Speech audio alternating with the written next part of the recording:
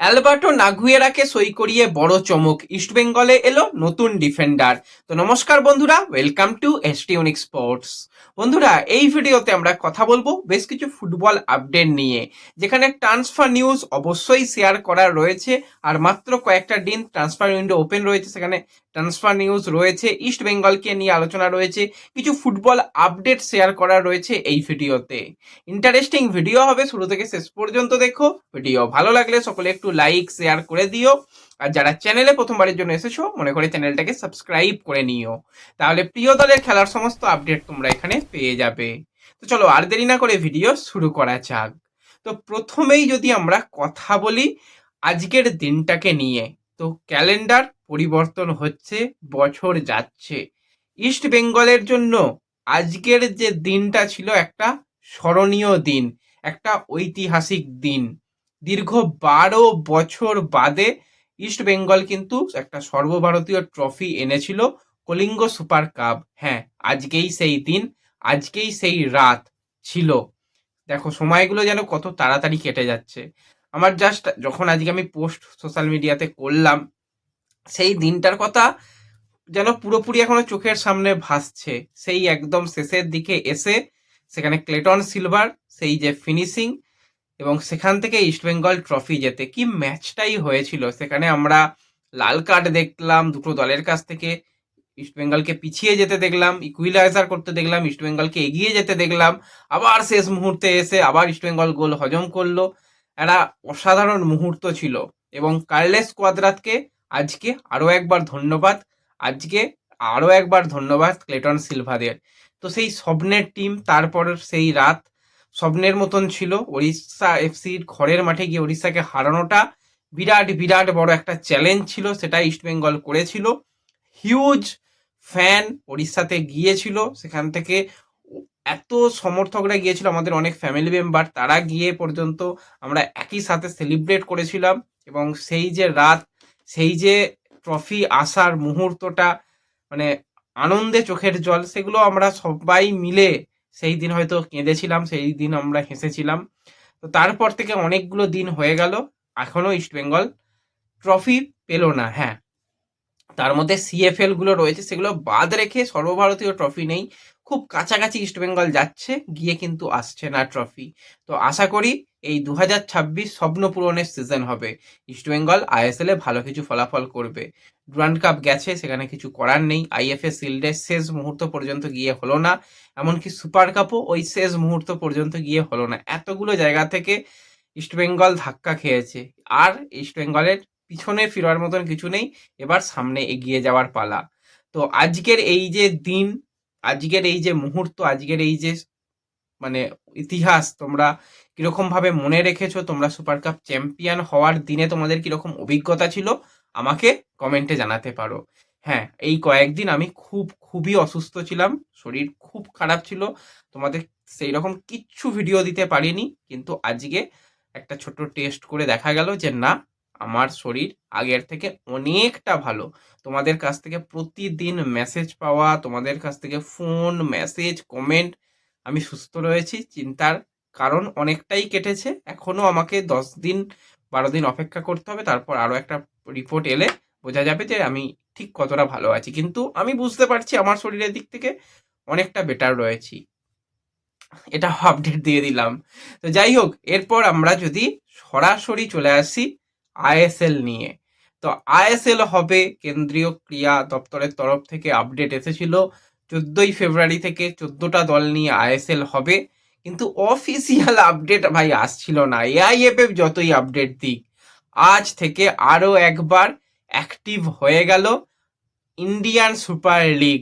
Website বলো, Facebook page বলো, Twitter বলো, টেলিগ্রাম বলো, মানে যা যা আইএসএল এর ছিল সমস্ত কিছু আজকে থেকে ওপেন হয়ে গেছে। তারা জানিয়ে দিয়েছে 14টা দল নিয়ে 14ই ফেব্রুয়ারি থেকে হতে চলেছে ইন্ডিয়ান সুপার লিগ। এটা একটা ভালো সুখবর। এছাড়া আইএসএল যেরকম হবে, আই লিগও কিন্তু হবে। আই লিগের যেটা দিন জানা যাচ্ছে, সবকিছু যদি ঠিকঠাক থাকে, 21শে ফেব্রুয়ারি থেকে কিন্তু আই লিগ হবে। আই লিগে অনেক কিছু চেঞ্জেস আসবে, ডিটেল আই লিগ নিয়ে ভিডিও আমরা পরে বলবো।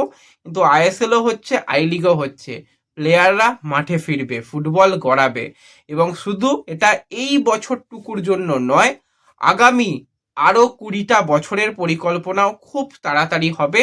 তো সব কিছু মিলিয়ে মিশিয়ে 21 বছরের আর এই চিন্তাটা থাকবে না যে হ্যাঁ খেলা দেওয়া হবে। তো এই বছর যা হয়েছে হয়েছে, বলেছিলাম তো যে খারাপ সময়টা কাটবে, সেই সময়টা কেটে যাচ্ছে, হচ্ছে অবশেষে। এবং কমার্শিয়াল পার্টনার, ব্রডকাস্টিং পার্টনারও আসবে, আস্তে আস্তে আসবে। এবার এফএসডিএল যে কাজটা এতদিন ধরে করছিল, কেউ হট করে আসতে পারবে না, এবং সামনেই টি20 ওয়ার্ল্ড কাপ রয়েছে, আইপিএল রয়েছে, তার মাঝখানে এই সিজনটা খুব চাপের ব্যাপার। তো এটাকে বাদ রেখেও যদি ফিউচারে যারা ইনভেস্টার থাকবে, যারা কমার্শিয়াল ব্রডকাস্টিং পার্টনার থাকবে, তারা এই সিজনটুকুও করে দেবে এবং ভবিষ্যৎটুকুও করবে আশা করতে পারি। তো এবার আমরা সরাসরি ট্রান্সফার নিউজের দিকে চলে আসি। প্রথমেই বলবো, একজন আইএসএল এ হিউজ এক্সপিরিয়েন্স প্লেয়ার, সে কিন্তু আইএসএল এ ফিরলো, তার অন্য কেউ নয়, অ্যালবার্টো নাগুয়েরা। তো নাগুয়েরার যদি আমরা কথা বলি, তাকে আমরা আইএসএল এর মঞ্চে এফসি গোয়া, পরবর্তী সময় মুম্বাই সিটি এফসি, এমনকি বেঙ্গালুরু এফসির জার্সি গায়েও তাকে দুর্দান্ত পারফরমেন্স করতে দেখেছিলাম। বয়স বর্তমানে 36 বছর। এই স্প্যানিশ মিডিয়া কিন্তু অফিসিয়ালি চেন্নাইন এফসিতে যোগদান করলো। সে আইএসএল ছেড়ে বেরিয়ে গিয়েছিল, সে স্পেনের থার্ড টায়ার লিগের ক্লাবে সাইন করেছিল, সেখানে কয়েকটা ম্যাচে খুব অল্প গেম টাইম পেয়েছিল, কিন্তু তাকে আরও একবার আমরা আইএসএল এর মঞ্চে দেখতে পাবো। এটা কিন্তু খুবই একটা ভালো ব্যাপার, এবং সে সেন্ট্রাল মিডফিল্ডার ছাড়াও কিন্তু অ্যাটাকিং মিডফিল্ডারে খেলতে পারে। আইএসএল এ কিন্তু তার 90 ম্যাচে 14টা গোল, 15টা অ্যাসিস্ট রয়েছে। এছাড়া ট্রফি কিন্তু রয়েছে, সে ডুরান্ড কাপ জিতেছে, সে আইএসএল শিল্ড জিতেছে, সে আইএসএল এর কাপ জিতেছে।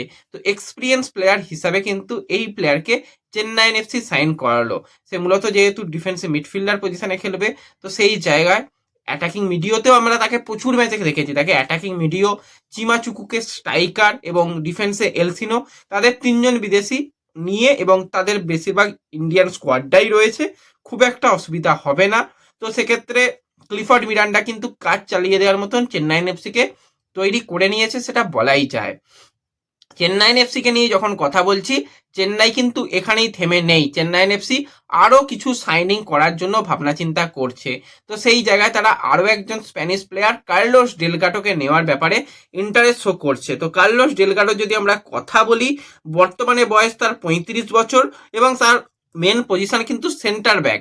ওড়িশা এফসিতে দীর্ঘদিন ধরে সে রয়েছে, ইন্ডিয়ান পরিবেশ পরিস্থিতি তার জানা, সেই প্লেয়ারকে নেবার ব্যাপারে অ্যাডভান্স লেভেলে নেগোসিয়েশন করছে। কার্লোস ডেলগাডো এসে গেলে এলসিনোকে কিন্তু ডিফেন্সিভ মিডফিল্ডারে খেলানো যাবে। তো 4জন বিদেশির অপশানই হয়ে যাবে। কার্লোস ডেলগাডো সেন্টার ব্যাক, এলসিনোকে সেক্ষেত্রে ডিফেন্সিভ মিডফিল্ডার হিসাবে খেলানো যাবে, অ্যাটাকিং মিডফিল্ডারে নাগুয়েরা এবং চিমাচুকুকে স্ট্রাইকার। 4 বিদেশিকেই রাখুন না, 6 বিদেশি নাই হলেও খুব একটা অসুবিধা নেই। কিন্তু যেরকমটা আমার কাছে খবর, হয়তো চেন্নাইন এফসি শেষ পর্যন্ত যদি কম বাজেটের মধ্যে বিদেশি প্লেয়ারদের পায়, তো সেক্ষেত্রে 6 বিদেশিকে নিয়েই নামতে চলেছে। যেরকমভাবে চেন্নাইন এফসি 3 বিদেশিকে সাইন করিয়ে নিয়েছে, তো সেক্ষেত্রে কেরালা ব্লাস্টার্স 3 বিদেশিকে সাইন করিয়ে নিয়েছে, সেরকমভাবে চেন্নাইন এফসিও বিদেশি প্লেয়ার সাইন করাবে। তো এর সাথে সাথে চেন্নাইন এফসি কিন্তু আরও এক প্লেয়ারের সন্ধানে রয়েছে। শুধু চেন্নাইন এফসি নয়, তার সঙ্গে অন্যান্য ক্লাবের নামও জুড়েছে। তো সেই প্লেয়ার আর অন্য কেউ নয়, ডিয়াগো মরেসিও। তাকে ইন্টারকাসি চাইছে, তাকে চেন্নাইন এফসি চাইছে, আরও একটা আইএসএল এর দল কিন্তু চাইছে, সেটা হচ্ছে বেঙ্গালুরু এফসি। ইস্ট বেঙ্গলও একটা সময় কথাবার্তা বলেছিল। তো সেই প্লেয়ারকে নিয়ে রীতিমতন কথাবার্তা চলছে। বর্তমানে কিন্তু এই মুহূর্তে পুরোপুরি ফ্রি প্লেয়ার রয়েছে, গোল্ডেন বুট জয়ী এই প্লেয়ার। তো দেখা যাক শেষ পর্যন্ত সে কোন দলে যায়, কোন ক্লাবে সে অফিসিয়াল সিগনেচার করে, সেই দিকে আমাদের নজর থাকবে। তো এবার কিন্তু ইস্টবেঙ্গলও একটা দুর্দান্ত প্লেয়ারকে সাইন করিয়েছে, তোমাদের সকালের ভিডিওতেই জানিয়েছিলাম। ইস্টবেঙ্গলের সিনিয়র দলে 2জন প্লেয়ার আসার সম্ভাবনা রয়েছে। ইস্টবেঙ্গলের রিজার্ভ টিমেও খুবই ট্যালেন্টেড কিছু প্লেয়ার আসার সম্ভাবনা রয়েছে। তো সেক্ষেত্রে ইস্টবেঙ্গল কিন্তু এবার অফিসিয়ালি একজন প্লেয়ারকে সাইন করিয়ে নিয়েছে। সেই প্লেয়ার হচ্ছে 19 বছর বয়সী একজন ভারতীয় সেন্টার ব্যাক, অনিশ সিং। তো এই অনিশ সিং এর যদি আমরা কথা বলি, সে ক্লাসিক ফুটবল একাডেমি থেকে উঠে এসেছে, এবং এআইএফএফ আন্ডার 70 2022-23 সিজনে সে চ্যাম্পিয়ন হয়েছে। এছাড়া এএমসিএফ একটা টুর্নামেন্ট হয়েছিল, সেটাতেও সে চ্যাম্পিয়ন হয়, এবং মণিপুর প্রিমিয়ার লিগে সেখানেও কিন্তু অসাধারণ পারফরমেন্স করে আসছে এই প্লেয়ার।